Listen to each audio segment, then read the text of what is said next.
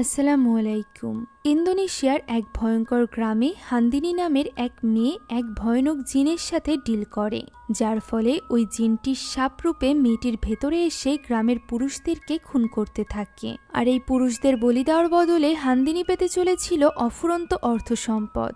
তবে কোনো জিনের সাথে এমন চুক্তি যে কতটা ভয়ানক হতে পারে তাই দেখব আজকের এই গল্পে, যার নাম পাকুতানা যাওয়া। তাই চলুন আর কোনো সময় নষ্ট না করে এখনই যাওয়া যাক মূল গল্পে। গল্পের শুরুতে আমরা ইন্দোনেশিয়ার এক জঙ্গলের ভেতর দিয়ে দুজন মেয়েকে ঘোড়ার গাড়িতে চড়ে কোথাও একটা যেতে দেখতে পাই। তারা একটা গুহার মতো স্থানে আসে, যেখানে একজন লোক আগে থেকেই তাদের জন্য অপেক্ষা করছিল। লোকটিকে দেখে বোঝাই যাচ্ছিল যে সে কোনো ভালো কাজ করে না, হয়তোবা কোনো শয়তান অথবা জিনের পূজারী। সে এখানে মেয়ে দুটিকে বলে আগে ভালো করে গোসল করে নিতে, যা শুনে মেয়ে দুটি সেই গুহা থেকে বেরিয়ে আসে। আমরা দেখতে পাই সেখানে রয়েছে বড় বড় বটগাছ, সেই সাথে অসংখ্য সাপে ভরা একটা পুকুর। তারা দুজনে এই ভয়ানক পুকুর থেকে পানি নিয়ে হাত মুখ ধোয়, আর এরপর চলে আসে ওই লোকটির সামনে। লোকটি এখানে গোলাপ জল দিয়ে তাদেরকে গোসল করিয়ে দেয়, আর এরপর তাদের দুজনের মধ্যে থেকে একজন মেয়েকে সে বেছে নেয়। তখনই আমরা সেখানে একটা সাপকে জিনের রূপে দেখতে পাই। মূলত এখানে যে সকল সাপেরা ছিল সবাই জিন ছিল। এখন এই দুই মেয়ের মধ্য থেকে যাকে বেছে নেওয়া হয়েছিল তার নাম হলো হান্দিনী। তাকে বেছে নেওয়ায় সে এখানে একাই এই ভয়ানক পুকুরে নেমে পড়ে, আর এরপর সেখান থেকে গোসল করে ওঠা মাত্রই তার চোখে মুখে এক অদ্ভুত পরিবর্তন দেখা যায়। দেখে বোঝাই যাচ্ছিল যে সে যে কাজে এসেছে সেটা সম্পন্ন হয়েছে। এরপর দৃশ্য পরিবর্তিত হয় এবং আমরা বেশ কয়েক বছর পরের দৃশ্য দেখতে পাই। তখন গ্রামের মধ্যে সাংস্কৃতিক এক অনুষ্ঠান হচ্ছিল, যেখানে ইন্দোনেশিয়ার এক ঐতিহ্যবাহী নাচ, যেটাকে সিন্ডেন নাচ বলা হয়, সেই নাচ নাচছিল সেখানকারই কয়েকজন মেয়ে, যাদের মধ্যে প্রধান ছিল হান্দিনী। এটা এক প্রকার পুরুষদের মনোরঞ্জন করার মতো নাচ ছিল। পরপুরুষদের এইভাবে মায়ের সাথে নাচতে দেখে হান্দিনীর মেয়ে তা কিছুতেই সহ্য করতে পারছিল না। তাই তো এক পর্যায়ে রাগের মাথায় সেই ভিড় থেকে উঠে চলে যায়। সেখানকার একটা দোকানে ওই গ্রামের মসজিদের এক ইমাম বসেছিল। এখানে কয়েকজনের কথা থেকে আমরা বুঝতে পারি বিধবা সুন্দরী হান্দিনীকে এখানকার মানুষেরা কিছুটা পতিতার মতো করে দেখত, যদিও সামনাসামনি কেউ এই ব্যাপারে কিছু বলতো না। তবে অপাষ্টে তাকে নিয়ে এইসবই কানাঘুষা হতো। যদিও ইমাম এখানে বলে যে হান্দিনী শুধুমাত্র সিন্ডেল নাচ নাচে, যেটা তাদের গ্রামের ঐতিহ্য, আর যেসব পুরুষেরা তার এই নাচ উপভোগ করে তাদের সমস্যা। হান্দিনী তো তার ঐতিহ্য ধরে রেখেছে। তবে জারুও নামের একজন লোক এই কথার প্রতিবাদ করে। তার মতে হান্দিনী কোনো ভালো মেয়ের মধ্যে পড়েই না। শুধুমাত্র জারুই নয়, গ্রামের প্রত্যেকেই মনে মনে হান্দিনীকে এইভাবেই ঘৃণা করত। এখন এই পুরো নাচ চলার সময় আমরা জঙ্গলের ভেতরের একটা দৃশ্য দেখতে পাই, যেখানে একজন লোক কোনো মতে দৌড়ে পালানোর চেষ্টা করছিল। তার পিছে পড়েছিল এক ভয়ঙ্কর বিশাল আকৃতির সাপ। মুহূর্তের মধ্যেই সাপটি তাকে পেঁচিয়ে মেরে ফেলে। আমরা দেখতে পাই সেখানে ওই জিনটি চলে এসেছে, যে জিনটি হান্দিনীকে বেছে নিয়েছিল। তাহলে কি এই মৃত্যু কোনোভাবে হান্দিনীর সাথে জড়িত? এর উত্তর আমরা সামনে পাবো। আপাতত পরদিন সকালে হান্দিনীকে বাজারে দেখে সকলে কানাঘুষা করতে শুরু করে, কেননা গতকাল রাতে সাপ যে লোকটিকে মেরে ফেলেছিল, অর্থাৎ মিস্টার কুজনো, হান্দিনীর বাড়িতে প্রায় যাওয়া আসা করত। সকলের ধারণা কাল রাতেও কুজনো হান্দিনীর সাথেই ছিল, আর এর পরে হয়তোবা তার মৃত্যু ঘটেছে। সকলে মনে করে হান্দিনী হয়তোবা এর পেছনে দায়ী, কিন্তু হান্দিনী এখানে এমন ভাব করে যেন সে মিস্টার কুজনোর মৃত্যুর ব্যাপারে জানতই না। অন্যদিকে আমরা মিস্টার কুজনোর জানাজার গোসলের দৃশ্য দেখতে পাই, যেখানে তার লাশের এই ভয়ানক রূপ দেখে সকলে যেন রুহ কেঁপে ওঠে। সেখানে মিস্টার কুজনোর স্ত্রী রাতেও উপস্থিত ছিল। সেই সাথে উপস্থিত ছিল হান্দিনীর মেয়ে নিগ্রুম। নিগ্রুম এখানে তার কাজিন শান্তির সাথে এসেছিল। তবে সেখানে থাকা মহিলারা তাকে নিয়ে আজেবাজে কথা বলতে থাকে। মূলত তারা হান্দিনী এবং মিস্টার কুজনোকে নিয়ে আজেবাজে কথা বলছিল। যে জিনিসটা যেমন নিগ্রুম শুনতে পারছিল, ঠিক তেমনই কুজনোর স্ত্রী রাতেও শুনতে পারছিল। তাদের দুজনেরই এইসব কথা ভালো লাগছিল না। এক পর্যায়ে সহ্য করতে না পেরে নিগ্রুম সেখান থেকে উঠে চলে আসে। তখনই বাইরে আমরা কয়েকজন লোককে দেখতে পাই, যারা কিনা পরিকল্পনা করছিল হান্দিনীর বাড়িতে হামলা করার। তারা যখন হান্দিনীর বাড়িতে এসে চিল্লাপাল্লা করতে থাকে তখন হান্দিনী বাইরে থেকে বাড়িতে আসে। লোকগুলো এখানে হান্দিনীকে ভয় দেখানোর চেষ্টা করে, সেই সাথে তার সাথে আজেবাজে কথাও বলে। তবে হান্দিনী এখানে একটুও ভয় পায় না। এরই মধ্যে সেখানে নিগ্রুম এবং শান্তিও চলে আসে। এই লোকগুলো মূলত হান্দিনীর কাছ থেকে কুসনোর কিছু কাগজপাতি নিতে এসেছিল, যেগুলো গত রাতে কুসনো এখানে নিয়ে এসেছিল। হান্দিনী বাইরে শান্তি এবং নিগ্রুমকে দাঁড়িয়ে রেখে ভেতরে চলে যায়। কিছুক্ষণ পর সে একটি সুটকেস নিয়ে বাইরে আসে, যেটা মিস্টার কুসনোর সুটকেস ছিল। সে এখানে এটা ওই লোকগুলোর হাতে তুলে দেয় এবং বলে এই বাদে তার কাছে আর কিছুই নেই, তাই তারা যেন দ্বিতীয়বার তাকে বিরক্ত না করে। এই লোকগুলোকে মূলত মিস্টার কুসনোর স্ত্রী রাতি পাঠিয়েছিল। সে মূলত জানতে চাইছিল যে তার স্বামীকে কে খুন করেছে। এই ব্যাপারে তার বোন তাকে সাহায্য করছিল, তবে সেই সাথে সাহায্য করছিল জারু। যদিও জারু নিজে থেকেই তাকে সাহায্য করতে চায়, তবে রাতের দরকার ছিল এমন কারো যে কিনা সরাসরি গিয়ে হান্দিনীর মুখ থেকে সবকিছু বের করতে পারবে, যে ব্যাপারটা জারু পারবে না, কেননা জারু হান্দিনীকে ঘৃণা করত। তাই সে সবসময় চাইতো হান্দিনীর যেন ক্ষতি হয়। এখন অন্যদিকে আমরা হান্দিনীকে দেখতে পাই, যে কিনা এক বিশেষ প্রকারের ফুল খাচ্ছিল। তাকে এইভাবে দেখতে তার মেয়ে নিগ্রুম একদমই পছন্দ করত না। তার এইভাবে সবসময় নিজেকে আকর্ষণীয় রাখার চেষ্টা, সবসময় পুরুষদের মনোরঞ্জন করা, এই সব কিছু তার পছন্দ ছিল না। মানুষেরা তাদেরকে যে চোখে দেখে, তাদের ব্যাপারে যা কিছু বলে, এই ব্যাপারগুলো তার ভালো লাগতো না। তবে হান্দিনীর চোখে একটুও লজ্জা ছিল না।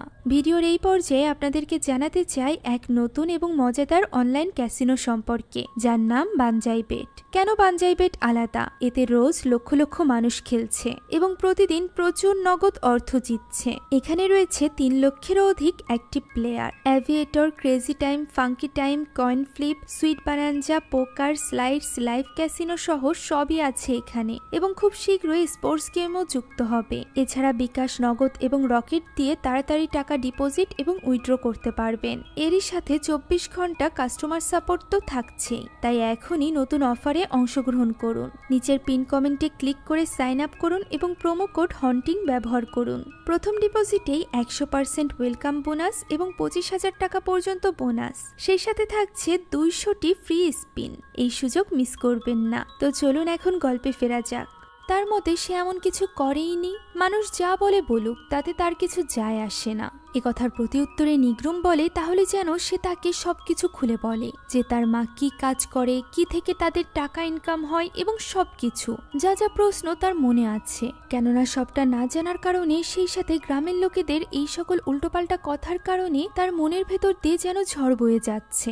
এমনকি সে তো এটাও জানে না যে তার বাবা আসলে কে। মেয়ের মনে এত প্রশ্ন থাকলেও মায়ের চোখে মুখে কোনো চিন্তার ছাপই ছিল না। হান্দিনী বলে সে যেন এসব নিয়ে বেশি একটা না ভাবে এবং যাই কিছু হোক সেই সব কিছু সে যেন কারোর সাথে শেয়ারও না করে, এমনকি তার কাজিন শান্তির সাথেও না। একথা বলে সে নিগ্রুমকে ওই ঘর থেকে চলে যেতে বলে। নিগ্রুমও রাগ দেখিয়ে সেখান থেকে বেরিয়ে যায়। এই সব কিছু নিয়ে ভাবতে ভাবতে নিগ্রুমের ওই রাতে ঘুম আসছিল না। এমন সময় সে বাইরে থেকে তার মায়ের ডাক শুনতে পায়। মায়ের ডাকে সাড়া দিয়ে সে আস্তে আস্তে করে ঘর থেকে বের হয়। সে নিজের সামনে তার মাকে দেখতে পায়, যা পর মুহূর্তেই রূপ নেয় এক ভয়ঙ্কর জিনে। এই দৃশ্য দেখে নিগ্রুম এত বেশি ভয় পেয়ে যায় যে তার ঘুম ভেঙে যায়। পরদিন আমরা হান্দিনী এবং সারির কিছু কর্মচারীকে কথা বলতে দেখতে পাই, যেখান থেকে জানতে পারি তাদের বিজনেস খুব একটা ভালোভাবে চলছিল না।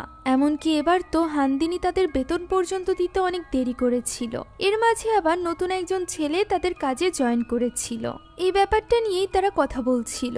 এমন সময় মেয়েটি লক্ষ্য করে হান্দিনী এবং সারি একসাথে কথা বলছে। সে শোনার চেষ্টা করে যে আসলেই বিজনেসের কি অবস্থা। তবে হান্দিনী তাকে দেখে ফেললে সে দ্রুত সেখান থেকে সরে যায়। আমরা জানতে পারি হান্দিনী এবং সারি মিস্টার কুসনোর ব্যাপারেই কথা বলছিল।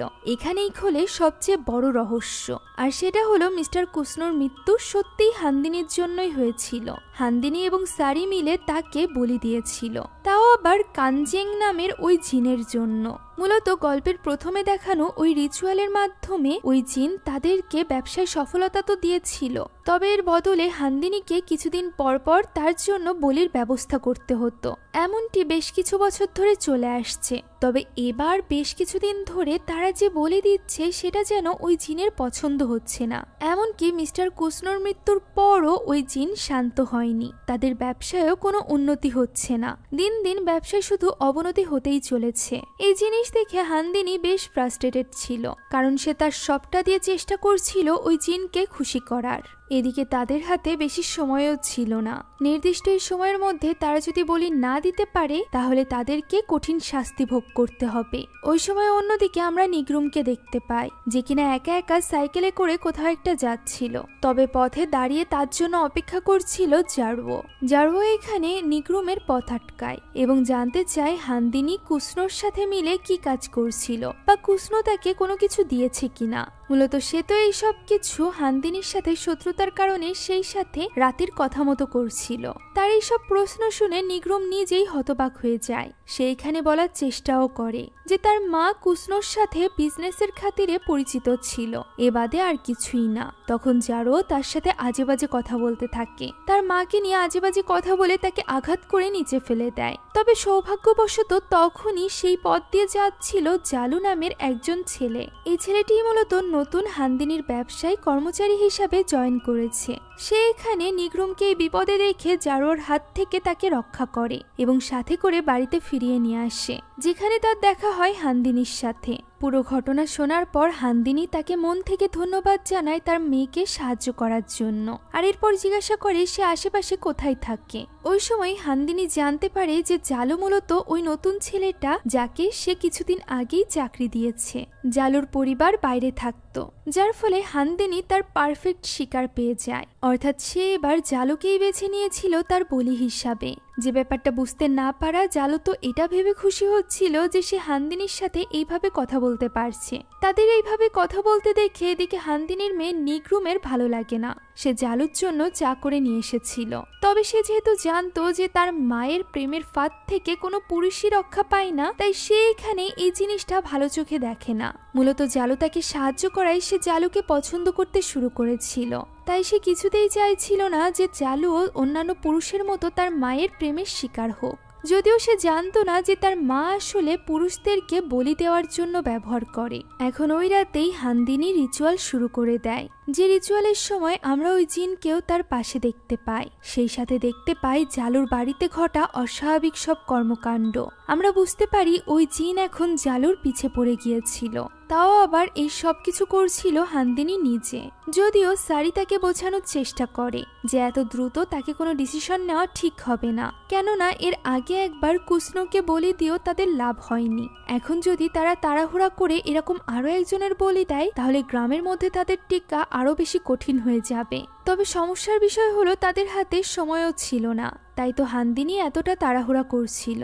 যদিও হান্দিনী মোটামুটি শিওরই ছিল যে জালুকে দিয়েই ওই বলির কাজ সম্পন্ন হবে। এখন পরদিন সকালে শান্তি যখন কাপড় চোপড় নাড়ছিল তখন সে নিজের বাড়ি থেকে হান্দিনীকে বেরিয়ে যেতে দেখতে পায়, যার পিছু পিছু সে ওই জিনকেও দেখতে পায়। তবে সে এই ব্যাপারে খুব একটা রিয়াক্ট করে না।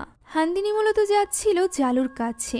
জালুকে ডেকে সে তার হাতে একটা চিরকুট দিয়ে দেয়, যেটা হাতে পেয়ে জালু একটু লাজুক হাসি দেয়, যে জিনিসটা আড়াল থেকে আরেকজন কর্মচারী লুকিয়ে লুকিয়ে দেখছিল। এদিকে ওই একই দিনে নিগ্রুম যায় শান্তির সাথে কথা বলতে। সে শান্তিকে গতদিন দেখা ওই স্বপ্নের ব্যাপারে খুলে বলে যে কিভাবে সে নিজের মাকে নিজের সামনেই এক জিনে রূপান্তরিত হতে দেখেছিল। এছাড়া সে তার মাকে ওই ফুলও খেতে দেখেছে যে ফুলগুলো সাপেরা খায়, তাই তো তার মনে হচ্ছিল তার মা কোনো সাপ জিনের খপ্পরে পড়েছে। যদিও শান্তির এটা মনে হয় না, তার মনে হয় নিগ্রুম হয়তো বা এইসব নিয়ে একটু বেশিই ভাবছে। এ কারণেই সে ঘুমের মধ্যে তার মাকে নিয়ে এইসব স্বপ্ন দেখেছে। এখন ওই দিন গ্রামে আমরা মালয়েশিয়া থেকে একজন লোককে আসতে দেখতে পাই। সে যে গাড়িতে করে এসেছিল সেই গাড়ির ড্রাইভার হান্দিনীর বাড়ি চিনত না, তাই সে এখানে হান্দিনীর ওই কর্মচারীর কাছে তার বাড়ির ঠিকানা জিজ্ঞাসা করে। এই কর্মচারী এমনিতেই হান্দিনীকে পছন্দ করত না, সে জারোর হয়ে কাজ করত, তাই সে এখানে মালয়েশিয়া থেকে একজন লোক এসেছে, তাও আবার হান্দিনীর খোঁজে, এটা দেখে খুব একটা খুশি হয় না, বরং সে অনেক বেশি কৌতূহলী হয়ে ওঠে যে এই লোকটি কেন এসেছে, কি কারণে সে হান্দিনীর সাথে দেখা করতে চায়। যখন লোকটি তাকে বলতে চায় না, তখন সে লোকটিকে হান্দিনীর বাড়ির ঠিকানাও বলে না, বরং সে বলে কাল সকালে সে তাকে নিজের সাথে করে হান্দিনীর বাড়িতে নিয়ে যাবে। মূলত সে ওই লোকটিকে হান্দিনীর বাড়িতে নিয়ে যাওয়ার আগে জারোর সাথে কথা বলতে চাইছিল, তাই তো সে তখনই জারোর সাথে দেখা করে ওই লোকটির ব্যাপারে জানায়। তার তো প্রথমে মনে হচ্ছিল মালয়েশিয়া থেকে আসা ওই লোকটি হয়তো বা নিগ্রুমের বাবা, অর্থাৎ হান্দিনীর ওই হাজবেন্ড, যাকে সবাই মৃত হিসাবেই ধরে নিয়েছিল। তবে এখন তার কেন জানি না মনে হচ্ছে যে ওই লোকটি অন্য কোনো উদ্দেশ্যে হান্দিনীর সাথে দেখা করতে এসেছে। জারোর তো মনে হচ্ছিল সে হতে পারে হান্দিনীর পরবর্তী ভিকটিম, কিন্তু আমরা তো জানি হান্দিনীর পরবর্তী শিকার আসলে কে। হান্দিনী ওই রাতে জালুর সাথে দেখা করে। সে মূলত সকালে চিঠিতে এখানেই দেখা করতে আসার ব্যাপারে বলেছিল। জালু তো এটা ভেবে অবাক হচ্ছিল যে হান্দিনী কিভাবে তার মতো একটা ছেলের প্রতি ইন্টারেস্টেড হলো। তখন হান্দিনী বলে তার জালুকে ভালো লেগেছে, সে অন্যান্য পুরুষদের থেকে আলাদা। যা শুনে জালু অবাক হয়ে বলে গ্রামের মানুষ কি ভাববে, এছাড়া নিগ্রুম এটা কিভাবে মেনে নিবে। আমরা বুঝতে পারি হান্দিনী জালুকে বিয়ের প্রলোভন দেখাচ্ছিল, যে ব্যাপারটা জালুও গ্রহণ করে নেয়, কেননা হান্দিনীর মতো এত সাকসেসফুল এবং সুন্দরী একজন মেয়েকে সে কিভাবেই বা না বলবে। তারা এই ব্যাপারে কথা বলছিল, তখন পাশের রাস্তা দিয়ে একটা খাবারের ভ্যান যাচ্ছিল। যেহেতু হান্দিনীর আশেপাশে সবসময় ওই জিনটা থাকতো, তাই ওই খাবার বিক্রেতার লোকটিও সেখানে ওই জিনকে দেখতে পায় এবং ভয়ে তার খাবার ফেলে রেখেই সেখান থেকে পালিয়ে যায়। তার চিৎকারের আওয়াজ শুনে সেখানে চলে আসে জারো এবং তার সাথী। তারা সেখানে এসে এই খাবারের ভ্যান দেখে বেশ অবাক হয়। লোকটি এটা এখানে কেন ফেলে রেখে গেল, এই ব্যাপারেই তারা ভাবছিল। এমন সময় তারা পাশের রাস্তা দিয়ে জালু এবং হান্দিনীকে হেঁটে দেখতে পায়, যা দেখে জারো এবার বেশ টগবগিয়ে ওঠে। অন্যদিকে জালুকে নিয়ে বাড়িতে চলে যায় হান্দিনী। হান্দিনী মূলত আজ রাতেই জালুর সাথে একসাথে থাকতে চাইছিল। জালু একটু ইতস্তত বোধ করছিল, তবুও সে হান্দিনীর কথাই না বলতে পারে না। সে তার সাথে বাড়ির ভেতরে চলে যায়। এমন সময় সেখানে গ্রামবাসীকে নিয়ে হাজির হয় জারো। জারো এখানে হান্দিনী এবং জালুকে হাতে নাতে ধরতে চাইছিল। তারা তাদেরকে বাইরে ডাকলে হান্দিনী নির্দ্বিধায় বাইরে চলে আসে। তাদেরকে এইভাবে একসাথে দেখে গ্রামের লোকেরা নানাবিধ প্রশ্ন করতে থাকে, যার উত্তরে হান্দিনী বলে সে একজন বিধবা মেয়ে এবং একা থাকে বলে তার উপর তারা চাইলেই আঙুল তুলতে পারে। তখন জারুও জানতে চায় যে হান্দিনী এবং জালু এখানে একা কি করছে। ঠিক ওই সময় ভেতর থেকে বেরিয়ে আসে নিগ্রুম। হান্দিনী সকলকে উদ্দেশ্য করে বলে যে এখানে শুধুমাত্র হান্দিনী এবং জালু একা নেই, নিগ্রুমও আছে। নিগ্রুম অসুস্থ থাকায় জালু তাকে দেখতে এসেছে, এ বাদে আর কিছুই না। নিগ্রুমও এখানে হ্যাঁতে হ্যাঁ মিলায়। এমন সময় সেখানে চলে আসে তার কাজিন শান্তি, ফলে এলাকাবাসীও সেখান থেকে চলে যায়। ভেতরে এসে নিগ্রুম একেবারেই ভেঙে পড়ে। জালু তার কাছে এসে ক্ষমা চাইতে থাকে এইভাবে রাতের বেলা তাদের বাড়িতে আসার জন্য। নিগ্রুম যদিও বুঝতে পারছিল যে জালু কোন উদ্দেশ্যে এসেছে, তবুও সে জিজ্ঞাসা করে যে সে এখানে তার মার সাথে কি করছে। উত্তরে তার মা হান্দিনী জানায় জালুর সাথে তার রাস্তায় দেখা হয়ে গিয়েছিল, তাই তারা একসাথে বাড়িতে এসেছে, এ বাদে আর কিছুই না। জালু এখানে বেশ লজ্জিত হয়ে পড়েছিল, তাই সে তখনই বাড়ি থেকে বেরিয়ে যায়। এদিকে অঝরে কাঁদতে থাকা নিগ্রুমকে সামলাতে সেখানে শান্তি থেকে যায়, কেননা সেও বুঝতে পেরেছিল যে জালুকে মনে মনে নিগ্রুম পছন্দ করত। এখন ওই রাতে ঘুমানোর আগে শান্তি লক্ষ্য করে যে হান্দিনী হাতে করে কিছু একটা নিয়ে বাইরে যাচ্ছে। সে তার পিছু পিছু বাইরে যায়, যেখানে সে হান্দিনীকে বাড়ির আঙিনায় বসে কারোর একটা পূজা করতে দেখতে পায়। মুহূর্তের মধ্যে হান্দিনীর রূপ বদলে যায়। সেখানে ওই জিনকে দেখা যায়, যার পুরো শরীর ছিল ওই সাপের মতো ডোরা কাটা। ওই জিন এখানে শান্তিকে উঁচু করে ফেলে দেয়, যার চিৎকার শুনে ভেতর থেকে দৌড়ে আসে নিগ্রুম। তবে নিগ্রুম এসেই দেখতে পায় শান্তি অলরেডি ওই জিনের বশে চলে এসেছে। জিনে আসর করায় শান্তির চোখ পুরোপুরি সাদা হয়ে গিয়েছিল। মূলত শান্তির ভেতরে থাকা ওই জিন এখানে নিগ্রুমের উপরই রেগেছিল, কারণ তার মতে তার কারণেই আজ জালু ফিরে গিয়েছে। তাই ওই জিন নিগ্রুমকে বলে তার পথ থেকে দূরে থাকতে। এমন সময় ভেতর থেকে চলে আসে হান্দিনী এবং কোনো মতে শান্তিকে নিয়ন্ত্রণে নিয়ে আসে। শান্তির ভেতরে জিনও ঠান্ডা হয়ে যায়। তাই তো সে নিগ্রুমকে বলে শান্তিকে নিয়ে ঘরে চলে যেতে এবং তাদের দুজনকে আজ একই ঘরে থাকতে। যদিও নিগ্রুম একটু ভয় পাচ্ছিল, তবুও সে তার মায়ের কথা মেনে নেয়। মাঝরাতে শান্তির কান্নার শব্দ শুনে নিগ্রুমের ঘুম ভাঙে। সে দেখতে পায় পাশে বসে শান্তি কাঁদছে। সে শান্তিকে জিজ্ঞাসা করে কি হয়েছে। উত্তরে শান্তি জানায় ওই বৃদ্ধ দাদি তাকে নাকি ফলো করছে। যা শুনে নিগ্রুম চোখ ঘুরিয়ে আবার শান্তির দিকে তাকাতেই দেখতে পায় শান্তি তো ঘুম। এমন সময় সে কিছু আওয়াজ শুনতে পায় এবং উঠে ডাইনিং হলের দিকে এগিয়ে আসে। তখন আমরা উপরে ওই জিনকে দেখতে পাই। ডাইনিং হলে এসে সে অবাক হয়ে যায়, কেননা সেখানে বসেছিল শান্তি। পিছে ঘুরতেই সে দেখতে পায় বিছানার ওপর কেউই নেই। তাই তো সে আস্তে আস্তে করে সাহস করে শান্তিকে ডাকতে ডাকতে সামনের দিকে এগিয়ে যায়। তখনই সে শান্তির স্থানে ওই ভয়ানক জিনটিকে দেখতে পায় এবং পেছনে বিছানার উপর শান্তিকে, যে কিনা আবারও ওই জিনের বশে চলে এসেছিল।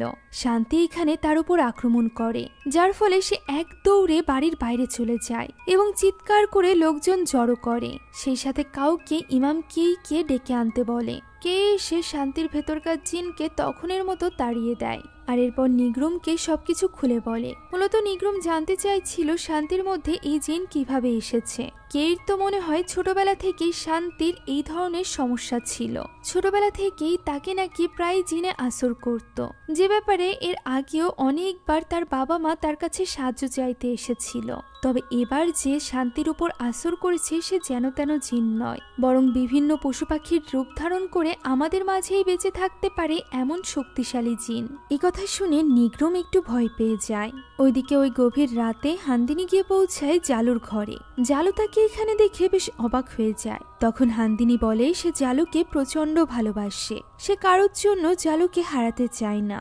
এভাবেই নিজের ভালোবাসার কথা বলতে বলতে সে এখানে জালুর কাছাকাছি চলে আসে। আমরা দেখতে পাই সেখানে ওই জিনটি রয়েছে। পরক্ষণেই আয়নায় আমরা দেখতে পাই সেখানে আসলে হান্দিনী নয়, বরং ওই জিনটি সাপের রূপ নিয়ে জালুর কাছাকাছি এসেছিল। অন্যদিকে হান্দিনী তো তখন কালো জাদুতে ব্যস্ত ছিল, সেই হয়তো বা কালো জাদু করে ওই জিনকে জালুর কাছে পাঠিয়েছিল। এখন এই ঘটনার কিছুক্ষণ পর জালু বিছানা থেকে ওঠে এবং হান্দিনীকে ওই ঘরে না দেখে একটু অবাক হয়। ওই সময় তার পিঠে একটু ব্যথা করায় সে আয়নায় দেখতে পায় সেখানে সাপের কামড়ের মতো দুটি দাগ দেখা যাচ্ছে। তখন তার ঘরের জানালায় আমরা ওই জিনকেও দেখতে পাই, যে কিনা জালুকে এইভাবে দেখে খুশি হচ্ছিল। পরদিন সকালেই মালয়েশিয়া থেকে আসা ওই লোকটি পৌঁছে যায় হান্দিনীর বাড়িতে। লোকটির নাম হলো আমির। লোকটি মূলত একটা প্রোগ্রামে হান্দিনী এবং তার মিউজিক টিমকে নিতে চাইছিল, যে কারণে কথা বলার জন্য সে হান্দিনীর কাছে এসেছিল। হান্দিনী তাকে আজ রাতের অনুষ্ঠানে আমন্ত্রণ জানায়, যাতে করে সে স্বচক্ষে দেখতে পারে যে তারা কিভাবে পারফর্ম করে। আমিরও তার আমন্ত্রণ গ্রহণ করে নেয়। তবে রাতের বেলা সে যখন প্রথমে হান্দিনীকে নাচতে দেখে তখন সবকিছু ঠিক ছিল। তবে হান্দিনীর এই নাচ, চোখের ভঙ্গি দেখে আমিরের অস্বস্তি লাগে, তাই সে সেখান থেকে চলে যায়। পরদিন যখন হান্দিনী তার অফিস রুমে বসে এইসব ব্যাপারে ভাবছিল, তখন সেখানে সারি আসে। সারি তাকে জিজ্ঞাসা করে যে সবকিছু কেমন চলছে। সে কি বলে দেওয়ার মতো এমন কাউকে খুঁজে পেয়েছে যে কিনা কানজিং এর বলা সকল রিকোয়ারমেন্ট ফুলফিল করতে পারবে। হান্দিনী বলে সে এই ব্যাপারে কাজ করছে। এমন সময় সেখানে তার ওই কর্মচারী চলে আসে এবং তাকে জানায় যে শান্তির উপর আবারও জিন আসর করেছে। যা শুনে হান্দিনী তখনই চলে যায় শান্তির কাছে, যার কাছে তখন নিগ্রুম ছিল। নিগ্রুম অনেক চেষ্টা করছিল তাকে ঠান্ডা করার, তবে ওই জিন নিগ্রুমকে বলে সে যেন তার পথে বাধা হয়ে না দাঁড়ায়। আর এরপর সে ছুটে চলে যায় হান্দিনীর দিকে। একথা বলতে বলতে যে হান্দিনী যেন নিজের প্রমিস রাখে, তখন সাথে সাথে হান্দিনী তার মুখে হাত বুলিয়ে দেয়, যার ফলে শান্তি একেবারেই শান্ত হয়ে পড়ে এবং অজ্ঞান হয়ে যায়। যা দেখে নিগ্রুম তার মায়ের কাছে সাহায্য চাইতে থাকে যে সে যেন শান্তিকে সুস্থ করে দেয়। তখন তার মা হান্দিনী বলে যে তার কাছে একটা ব্যবস্থা আছে। একথা বলার পরপরই আমরা দেখতে পাই সারি শান্তিকে বেঁধে রাখার জন্য কাঠ এবং শিকল নিয়ে এসেছিল, যেগুলো তাকে পরিয়ে দেয় হান্দিনী। যদিও এই ব্যাপারে নিগ্রুম রাজি ছিল না, তার কাছে মনে হচ্ছিল এটা একটা অমানবিক কাজ হচ্ছে। শান্তিকে এইভাবে রেখে হান্দিনী তাকে দূরে চলে যেতে বলে। যা শুনে নিগ্রুম সেখান থেকে চলে যাচ্ছিল, এমন সময় শান্তির ভেতরে থাকা ওই জিন তাকে ডেকে বলে যে তার মা বলি দেওয়ার চেষ্টা করছে, সে নিজের কালো জাদুর জন্য কারো জীবন বলি দিতে চলেছে। যা শুনে নিগ্রুম কোনো রিয়াক্ট তো করে না, তবে আমরা বুঝতে পারি সে আরো বেশি চিন্তিত হয়ে পড়েছে। এদিকে হান্দিনী গিয়ে পৌঁছায় কানজিং এর কাছে। সে মূলত ভালোভাবে জানতে চাইছিল যে ওই জিনকে কি অফার দিতে হবে, অর্থাৎ কার বলি দিলে ওই জিন খুশি হবে। এই মুহূর্তে কানজিং অত ভালোভাবে তো কিছু বলতে পারে না, তবে সে জানায় যে এমন ছেলের বলি দিতে হবে যে কিনা পরিবার থেকে বিচ্ছিন্ন, সেই সাথে তার পরিবারের একমাত্র সন্তান। সেই সাথে কানজিং আরো বলে যে হান্দিনী যেন দ্রুত এরকম কাউকে খুঁজে বের করে, তার হাতে বেশি সময় নেই, সময় চলে গেলে হয়তোবা তার নিজের প্রাণই চলে যাবে। সবটা শুনে হান্দিনী আর দেরি না করে ওই রাতের রিচুয়াল শুরু করে, যেখানে আমরা দেখতে পাই আমির তখন হান্দিনের অফিসে একা একা বসে কাজ করছিল। বাকিদের ছুটির সময় হয়ে যাওয়ায় কর্মচারী এসে তাকে চাবি দিয়ে যায় এবং বলে কাজ শেষ হলে সে যেন দরজা আটকে বাইরে চলে যায়। ওই সময় আমির একা হয়ে পড়ে। এমন সময় হঠাৎই হান্দিনীর অফিসের দরজা আপনা আপনি লেগে যায়, যা দেখে আমির চেক করতে যায় যে সেখানে কেউ আছে কিনা। এমন সময় ওই ঘরের আলো জ্বলতে নিভতে শুরু করে। আমরা বুঝতে পারি কিছু একটা ঘটতে চলেছে। মুহূর্তের মধ্যেই তার পেছনে ওই জিনকে দেখা যায়। পর মুহূর্তেই ঘরের সামনের দরজা খুলে যায় এবং আমিরকে হাওয়ায় তুলে নেয় ওই জিন। সাপের বেশে থাকা ওই জিনটি এখানে আমিরকে চেপে তার হাড়গোড় ভেঙে সেখানেই মেরে ফেলে। এখান থেকে দৃশ্য পরিবর্তিত হয় এবং আমরা রাতিকে দেখতে পাই। রাতি তখন তার বাড়িতে ফিরেছিল, যেখানে আগে থেকেই তার জন্য অপেক্ষা করছিল জালু। এখানেই আসে একটা বড় টুইস্ট। আসলে জালু আর কারণ নয়, বরং রাতিরই লোক ছিল, যে কিনা রাতের কথা মতো হান্দিনী এবং নিগ্রুমের সাথে মিশে তাদের ভেতর থেকে কথা বের করতে চাইছিল। আসলে মিস্টার কুসনো বেঁচে থাকতেই রাতির সাথে জালুর এক অবৈধ সম্পর্ক তৈরি হয়েছিল। সেখান থেকেই সে জালুকে এই কাজের জন্য ব্যবহার করেছে। তবে এরই মাঝে জালু আবার হান্দিনীর সাথে ক্লোজ হয়েছিল, এই ব্যাপারটা রাতি জেনে গিয়েছে। আর যেহেতু রাতি ভালোভাবেই জানতো যে জালু কত বড় ধোঁকাবাজ, তাই তার সন্দেহ ছিল যে হান্দিনীর জন্য জালু তাকে ধোঁকা দিবে। জালু এখানে তাকে বোঝানোর চেষ্টা করে, তবে রাতে তার কোনো কথা শুনতেই রাজি হয় না, বরং তাকে ছুরি দেখিয়ে ভয় দেখিয়ে সেখান থেকে বের করে দেয়। এতে করে জালু অনেক বেশি রেগে যায়। ওই রাতেই আমরা দেখতে পাই কেইয়ের কাছে নিয়ে আসা হয়েছিল শান্তিকে, কেননা তার অবস্থা ওই জিনের কারণে আরো বেশি বেগতিক হয়ে গিয়েছিল। এখানে শান্তির ভেতরে থাকা জিন কেইকে জানায় যে তাকে অর্ডার করা হয়েছে সে যেন এই মেয়েটিকে নিয়ে তার জিনদের দুনিয়াতে চলে যায়। এর মানে হয়তোবা কেউ একজন এই মেয়েটির উপর কালো জাদু করেছে, তবে সেটা কে এটা জানারই চেষ্টা করে কেই। শেষমেশ ওই জিন জানায় যে তাকে সেমানু পাঠিয়েছিল এই মেয়েটিকে নিয়ে যাওয়ার জন্য। যা শোনা মাত্রই কেই অবাক হয়ে যায় এবং আলাদাভাবে কথা বলতে চায় নিগ্রুমের সাথে, যেখানে সে নিগ্রুমকে জানায় এই সব কিছুর পেছনে তার মা রয়েছে। মূলত সেমানু হলো ওই লোকটি যার কাছে তার মা প্রায় যায়, যে কিনা ওই গুহার ভেতরে কালো জাদুর প্র্যাকটিস করে। আর কানজিং তার নাম নয়, বরং কানজিং হলো একটা জিনের নাম, যাকে বশে করে সে বিভিন্ন স্থানে যেতে পারে এবং যা খুশি তাই করতে পারে। তার এই জিনকে নিজের বশে রাখার জন্য তাকে বিভিন্ন সময় বিভিন্ন অনুসারীর সাহায্যে মানুষের বলির ব্যবস্থা করতে হয়। তারই একটা হতে চলেছিল শান্তি। আর কেই সন্দেহ যে হয়তোবা তাকে বলি দেওয়ার সিদ্ধান্ত নিগ্রুমের মা হান্দিনীই নিয়েছে। যেহেতু হান্দিনীর হাতে খুব একটা সময় ছিল না, তাই সে এই সব কিছু করে যাচ্ছিল। এখন শান্তিকে বাঁচাতে হলে নিগ্রুমকে হান্দিনীর কাছ থেকে এমন কোনো কিছু চুরি করে আনতে হবে যেটা কিনা সে তার পূজায় ব্যবহার করে। নিগ্রুমও ওই উদ্দেশ্যে বেরিয়ে পড়ে। ওই সময় আমরা তার বাড়ির দৃশ্য দেখতে পাই, যেখানে হান্দিনীর সাথে দেখা করতে জালু এসেছিল। হান্দিনী এখানে তাকে এক প্রকার ঔষধি চা খেতে দেয়। এমনিতেই ওই দিনের ঘটনার পর থেকে জালুর চেহারা বেশ খারাপ হয়ে গিয়েছিল, এমনকি তার পিঠে সাপের কামড়ের দাগও বেশ ছড়িয়ে গিয়েছিল। এখন বাইরে বসে সে যখন চা পান করছিল, তখন ভেতরে হান্দিনী পূজা করতে শুরু করে, যেখানে তার কোলের উপরই ছিল ওই সাপটি, যা লুকিয়ে দেখে ফেলে জালু। তবে সেটা দেখার পরও সেখান থেকে পালিয়ে যায় না, কেননা ওই চা পান করার ফলে তার ভেতরে এক অদ্ভুত পরিবর্তন চলে এসেছিল। সে এখন পুরোপুরি হান্দিনীর কন্ট্রোলে চলে এসেছিল, তাই তো সে হান্দিনীর ইচ্ছা মতোই কাজ করছিল। তারা যখন ভেতরে ছিল এমন সময় সেখানে চলে আসে গ্রামবাসী। তাদেরকে মূলত জারোয়া ডেকে এনেছিল। আসলে জারোর ওই সাথী অর্থাৎ হান্দিনীর ওই কর্মী আমিরের মৃত্যুর ব্যাপারে জেনে গিয়েছিল। আর যেহেতু তার মৃত্যু কুসনোর মতো হয়েছিল, তাই তার সন্দেহ হয়েছিল যে হান্দিনী হয়তোবা এই সবকিছুর পেছনে রয়েছে। এখন পুরো গ্রামবাসী ভেতরে এসে যখন হান্দিনীর সাথে জালুকে দেখতে পায়, তখন তারা আরো বেশি রেগে যায়। তবে ততক্ষণে জালু হান্দিনীকে সবকিছু খুলে বলেছিল যে এই সব কিছুর পেছনে রয়েছে মিস্টার কুসনোর স্ত্রী রাতি। সেই মূলত জালুকে হান্দিনীর কাছে পাঠিয়েছিল। যে ব্যাপারটা জেনে হান্দিনী বেশ রেগে যায়। তবু তাদের দুজনকে বাইরে ধরে নিয়ে আসা হয়। যদিও এই সুযোগে জারো চেষ্টা করে হান্দিনীর ঘর থেকে এমন কোনো প্রমাণ বের করার যার ফলে সে হান্দিনীকে একটা উপযুক্ত শাস্তি দিতে পারত, তবে সে কিছুই খুঁজে পায় না। এখন তাদেরকে গ্রামবাসী কিছু বলবে তার আগেই গ্রাম প্রধানকে ডেকে নিয়ে আসে সারি। গ্রাম প্রধান এখানে কোনোভাবে হান্দিনী এবং জালুকে বাঁচিয়ে নেয়। সে নিজ কাঁধে দায়িত্ব নিয়ে বলে যে সে নিজে তাদের সাথে কথা বলবে এবং একমাত্র উপযুক্ত প্রমাণ বের করা গেলেই তারা হান্দিনী এবং জালুকে শাস্তি দিবে। একথা বলে সে সকলকে সেখান থেকে চলে যেতে বলে। গ্রাম প্রধানের কথা শুনে বাকিরা সবাই সেখান থেকে চলে যায়। যদিও জারো এটা চাইছিল না, তবে তারও আর কোনো উপায় থাকে না, তাই তাকে বাধ্য হয়ে সেখান থেকে চলে যেতে হয়। সকলে চলে গেলে সারি গ্রাম প্রধানকে ভেতরে ডাক দেয় কথা বলার জন্য, যেখানে হান্দিনীও ছিল। তবে হান্দিনীর চোখের ইশারায় জালু চলে যায় ভেতরে। মূলত জালুর সামনে গ্রাম প্রধান টাকা নিতে চাইছিল না। হ্যাঁ, গ্রাম প্রধান এখানে টাকার বদলে তাদেরকে সাহায্য করছিল, অর্থাৎ সে নিজেও জানতো যে হান্দিনী এবং জালু এখানে কি করছিল, তবুও সে টাকার বদলে তাদেরকে সাহায্য করছিল। যাই হোক, এখন টাকা নিয়ে সে সেখান থেকে চলে যায়। এদিকে জালু চলে গিয়েছিল হান্দিনীর ঘরে, যেখানে সে আস্তে আস্তে করে হান্দিনীর বশ থেকে বেরিয়ে আসছিল। সে এখন বুঝতে পারছিল যে এখানে তার সাথে কি হতে চলেছে, তাই তো সে খুঁজতে শুরু করে এমন কিছু যা দ্বারা সে নিজেকে রক্ষা করতে পারবে। সে হান্দিনীর ওই পূজার বক্সের ভেতরে একটা ছোট্ট ছুরি পায়, যেটা সে লুকিয়ে নিজের কাছে রেখে দেয় এবং তখনই ওই ঘর থেকে বেরিয়ে যেতে চায়। তবে পথেই তো দাঁড়িয়ে ছিল হান্দিনী। হান্দিনী তাকে এত সহজে যেতেও বা দিবে কিভাবে? সে এখানে জালুর উপর আক্রমণ করে এবং তাকে উদ্দেশ্য করে জিজ্ঞাসা করে সে কোথায় যাচ্ছে।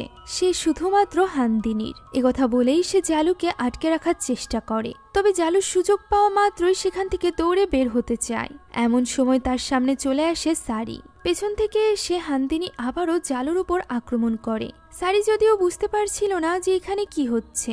এমন সময় হঠাৎই জালু তার হাতে থাকা ছুরিটি সারির পায়ে ঢুকিয়ে দেয়, যা দেখে সারি এবং হান্দিনী দুজনই প্রচন্ড ঘাবড়ে যায়। এখন পর্যন্ত এইভাবে কেউ তাদের উপর হামলা করেনি, সকলে তাদের বশে ছিল। তাই তো হঠাৎই ঘাবড়ে যাওয়ার কারণে হান্দিনী এখানে জালুর উপর বারবার আঘাত করতে থাকে। সেই সাথে সারিও এখানে রাগের মাথায় নিজের পা থেকে ছুরিটি বের করে সেটা দিয়ে আঘাত করে জালুর পিঠে, যার ফলে জালু সেখানেই মারা যায়। এটাই ছিল তাদের সবথেকে বড় ভুল, কেননা তারা ইতিমধ্যে জেনে গিয়েছিল যে ওই জিন মূলত জালুর মতো কারোরই বলি চাইছে, আর আজ রাতই ছিল বলি দেওয়ার শেষ রাত। তবে পরিস্থিতি কোনোভাবে সামলাতে না পারার কারণে তারা এবার নিজেদের জন্য বড় বিপদ ডেকে এনেছিল। তাই তো হান্দিনী আর এক মুহূর্তও দেরি করে না, তখনই বেরিয়ে পড়ে সেমানুর উদ্দেশ্যে, যাতে করে সে তার কাছে গিয়ে ক্ষমা চাইতে পারে এবং কানজিং জিনকে আরও রিকোয়েস্ট করতে পারে যে সে যাতে তাকে আরেকটু সময় বাড়িয়ে দেয়। অন্যদিকে আমিরের লাশ সকলে পেয়ে গিয়েছিল। সেই সাথে রাতেও এবার জেনে গিয়েছিল যে জারু তো তাকে ধোঁকা দিয়েছেই, সে সাথে জারুও কিছু করতে পারেনি। তাই জারু যখন তাকে রাতের অন্ধকারে পথ আটকে তার কাছে টাকা চায়, তখন সে তাকে টাকা দিতে না করে দেয়, কেননা জারু তার কাজ করতে পারেনি। একথা শোনা মাত্রই জারু আরো বেশি রেগে যায়। সে এই সব কিছু করছিল শুধুমাত্র রাতের কাছ থেকে টাকা হাতিয়ে নেওয়ার জন্য, আর এটাই যখন হয় না তখন সে নিজেই রাতের উপর হামলা করে বসে। সে এখানে রাতের শ্বাসরোধ করে সেখানেই মেরে ফেলে, যা তার সাথী দেখে ফেলে এবং তাকে আটকানোর চেষ্টাও করে। তবে সে তাকে আটকাতে পারে না, রাতি সেখানেই মারা যায়। এদিকে কেইয়ের কারণে শান্তি সুস্থ হয়ে গিয়েছিল। সেই সাথে কেই নিগ্রোমকে একটা বিশেষ ছুরিও দিয়েছিল, যেটার সাহায্যে সে ওই জিনের সাথে লড়াই করতে পারবে অথবা সেমানুকে হারাতে পারবে। যে ছুরি এবং শান্তিকে সাথে নিয়ে নিগ্রোম চলে আসে নিজের বাড়িতে, যেখানে আসা মাত্রই পরিবেশ দেখে সে বুঝে যায় যে আজ রাতই হলো ওই স্যাক্রিফাইস দেওয়ার শেষ রাত, অর্থাৎ আজ রাতে তার মা অবশ্যই সেমানুর কাছে গিয়েছে বলি দিতে। তাই সে আর এক মুহূর্তও দেরি করে না, শান্তিকে নিয়ে তখনই বেরিয়ে পড়ে সেমানুর ওই গুহার উদ্দেশ্যে, যেখানে অলরেডি পৌঁছে গিয়েছিল হান্দিনী। হান্দিনী ভেতরে ঢুকে সেমানুকে ডাকতে থাকে। তার ডাকের সাড়া দিয়ে সেখানে সেমানু চলে আসে ঠিকই, তবে সে এবার আর হান্দিনীকে ক্ষমা করে না। এর আগেও কয়েকবার হান্দিনী তার কাছ থেকে সময় নিয়েছে, এবার আর ওই জিন তার কোনো কথাই শুনবে না, তাকে এবার নিজের প্রাণই দিতে হবে। একথা বলা মাত্রই আমরা দেখতে পাই সেখানে থাকা ওই জিন অনুভব করতে পারছে বাইরে কারোর উপস্থিতি। আমরা দেখতে পাই সেখানে চলে এসেছিল নিগ্রোম এবং শান্তি। তারা ভয়ে ভয়ে গুহার ভেতরে প্রবেশের চেষ্টা করছিল। এমন সময় নিগ্রোমের উপর হামলা করে ওই জিন, যার হাত থেকে বাঁচার জন্য নিগ্রোম এখানে কোনো মতে ওই ছুরিটিকে কাপড়ের ভেতর থেকে বের করে এবং সাথে সাথেই ওই জিনটি ভয়ে তার কাছ থেকে দূরে সরে যায়। শান্তি এসে তার হুঁশ ফেরায় এবং তারা দুজন সাহস করে দ্রুত ভেতরে চলে যায়, যেখানে অলরেডি সেমানু নিগ্রোমের মা হান্দিনীকে বলি দেওয়ার ব্যবস্থা করেছিল। তাকে গাছের সাথে ঝুলিয়ে রেখেছিল ওই জিন। এখানে সেমানু একটি তলোয়ার বের করে এবং বলে এবার তাকে নিজের জীবনই স্যাক্রিফাইস করতে হবে। এমন সময় সেখানে পৌঁছে যায় নিগ্রোম এবং শান্তি। তবে তারা কিছু করতে পারার আগেই জিনটি হামলা করে শান্তির উপর, ফলে নিগ্রোমের হাতে থাকা ওই ছুরিটি মাটিতে পড়ে যায়। নিগ্রোম যতক্ষণে ওই ছুরিটি নিতে যায় ততক্ষণে আমরা দেখতে পাই সেমানু অলরেডি হান্দিনীর গলা কেটে দিয়েছে, যার ফলে নিগ্রোম হান্দিনীকে তো বাঁচাতে পারে না, তবে সে নিজের মায়ের হত্যাকারী অর্থাৎ সেমানুকেও ছাড়ে না। সে ওই ছুরি দিয়ে আঘাত করে সেমানুর উপর। এদিকে ওই জিন ততক্ষণে ব্যস্ত ছিল শান্তিকে মেরে ফেলতে, তবে তার আগেই নিগ্রোম সেমানুর মধ্যে ছুরি ঢুকিয়ে দেওয়ায় তার শরীর পচতে শুরু করে। সেই সাথে ওই জিনও দুর্বল হতে থাকে। সেমানু মারা যাওয়ার সাথে সাথে জিনটিও সেখান থেকে অদৃশ্য হয়ে যায়, অর্থাৎ ওই জিনটি মূলত সেমানুর সাথেই জড়িত ছিল। সেমানুর এমন আধ্যাত্মিক পাওয়ার ছিল যে সে এত বছর ধরে বেঁচে ছিল, সেই সাথে ওই জিনকে নিজের বশে রেখেছিল।